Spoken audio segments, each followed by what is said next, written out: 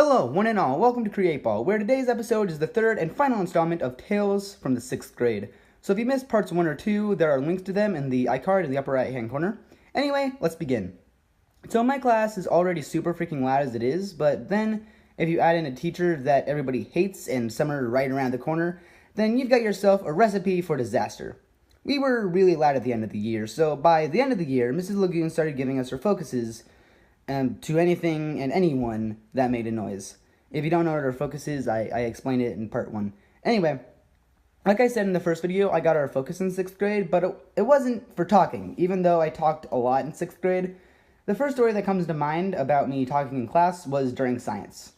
Pretty much, it was the end of the year, and she was just repeating the same thing over and over and over again.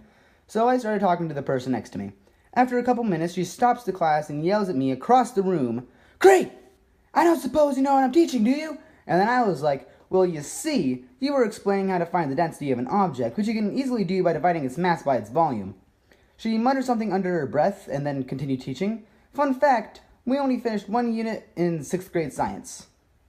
Another story. Everyone in the class was supposed to read 2 books assigned by the teacher in 6th grade, and my 2 were Esperance is Rising and The Prince and the Pauper.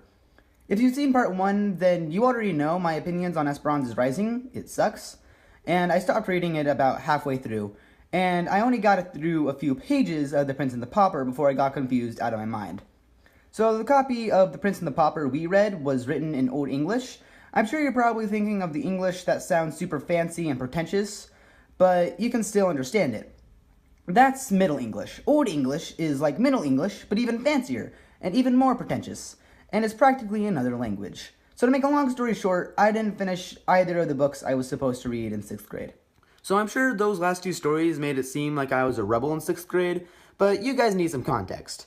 Everyone was a rebel in 6th grade, especially by the end of the year. For example, we had a little Chromebook station in our classroom, and during the last few weeks of school, a couple of the kids just stood up, went over to the Chromebooks, brought them back to their desk, and started playing computer games.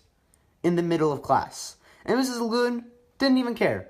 Yeah, students playing on the computer in the middle of class is perfectly fine. But tapping your pencil on the desk, 2-day suspension right there. Alright, I have one more story for all you folks at home, and this one takes place at the end of the year. Alright, so this one didn't actually happen to me. It happened to a friend of mine who we'll call Danksters, because that's what his YouTube channel is called. Anyway, in 6th grade, every month we would get a book order. And in May, the last month of the school year, Danksters ordered a $30 box set of books. He gave his money to Mrs. Lagoon and never got the books, or his money back. Mrs. Lagoon also transferred to teach at another school the next year, so he can't even ask her to pay him back. Anyway, that's all I've got for you guys today, so until next time, don't die. Oh yeah, and while you're here, why not subscribe and ring the bell to be notified whenever a new video comes out. Anyway, that's all I've got today, so until next time, don't die. Didn't I already say that? Anyway, goodbye.